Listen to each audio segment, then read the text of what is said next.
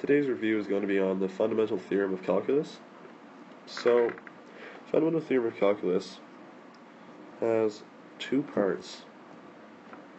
And part one, let's say that we have a function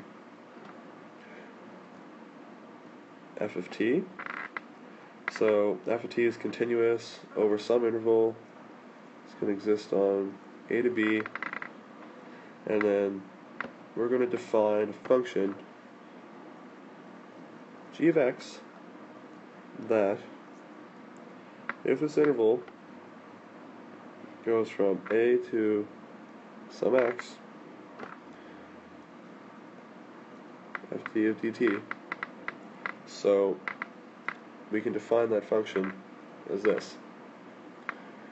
So what that means is that, well, let's say, first off, that we'll define that x will be between a and b, and what we can notice is that one thing to look for is that notice that the integral is with respect to t. Okay, so we're going to be switching from one variable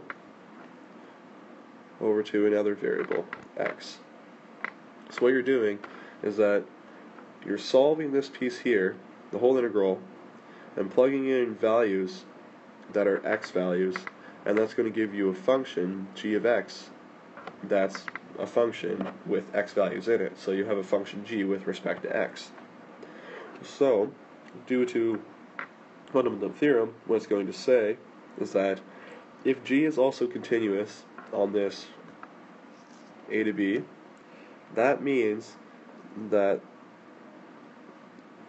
the derivative of g of x has to be equal to f of x.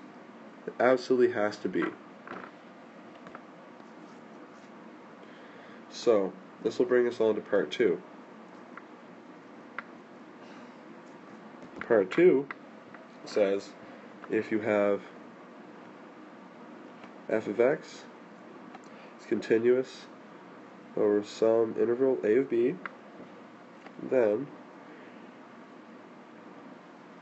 if you have a derivative, or sorry, not derivative, an integral, then it must be equal to the antiderivative with your limits at b minus the antiderivative of the integrand.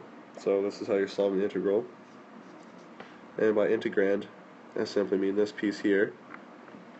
More specifically, it's the function that sits within inside the integral.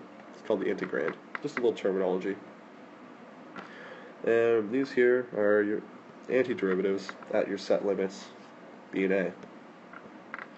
So, this also means